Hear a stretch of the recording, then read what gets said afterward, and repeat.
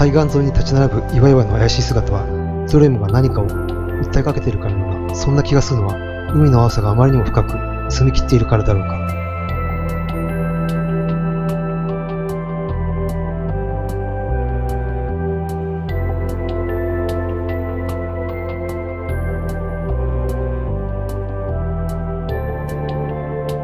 成光さん、当時付き合っていた彼女と何度か行きました。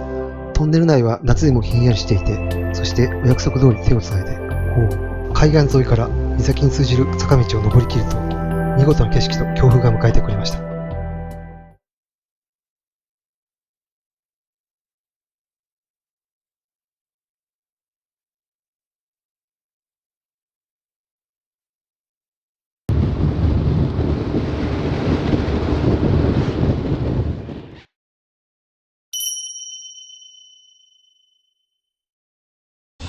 お昼ご飯食べて元気を出しました。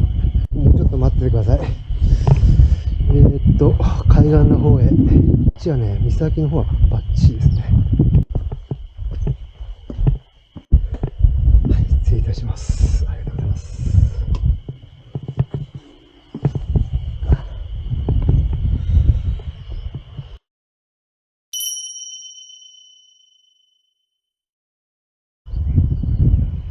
かつての遊歩道の跡ですね。完全にぶち折れてますね。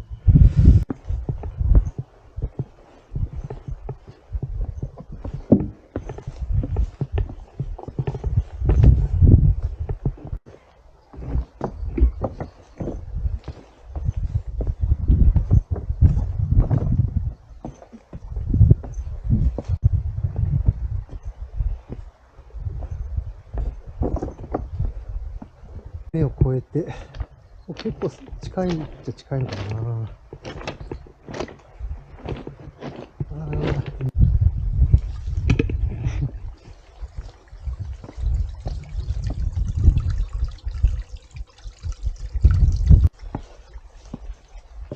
たのかな、昔。それとも、これ多分、あれかな。鳥居だったのかな。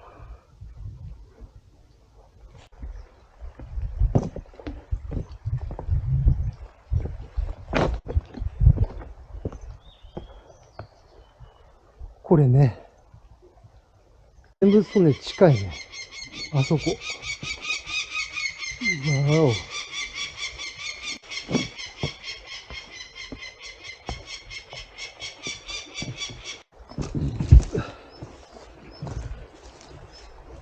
お。波もね、穏やかだから、問題なく渡れ、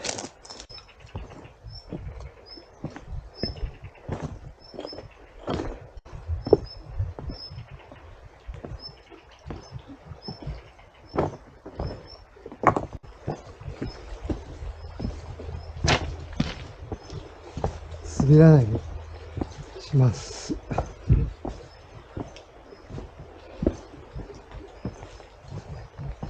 ちゃんとここのとこコンクリで打ってある跡がありますね。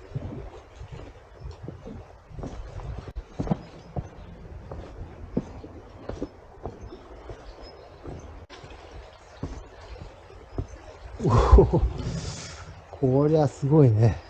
なんか光苔みたいなのがあるんですよね、なんかね。光苔じゃないよね。でっかいがいっぱいくっついてるんですけども、海藻もいっぱいあって、これが昔カップルたちがキャキャ言いながら歩いたっていう。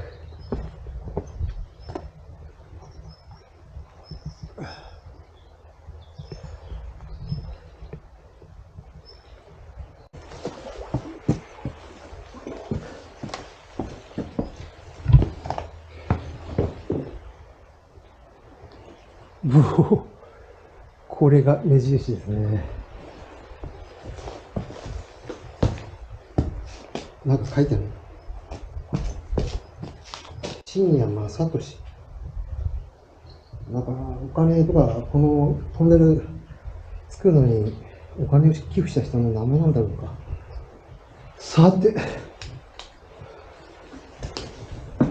暗なトンネルを抜けて、まあ意外とそうでもねえな。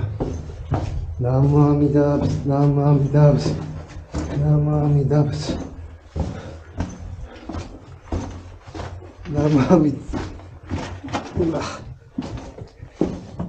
大きいとか、これは。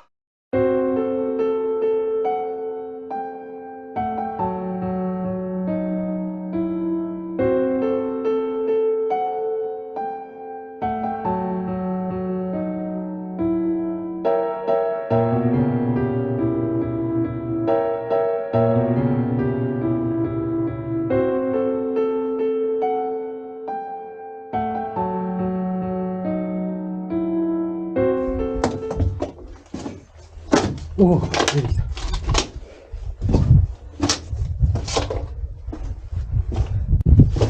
ヘルメットかぶってて、ほんと正解ですよ。頭ぶつけてますね。絶対に無理ですね、みんな。おお。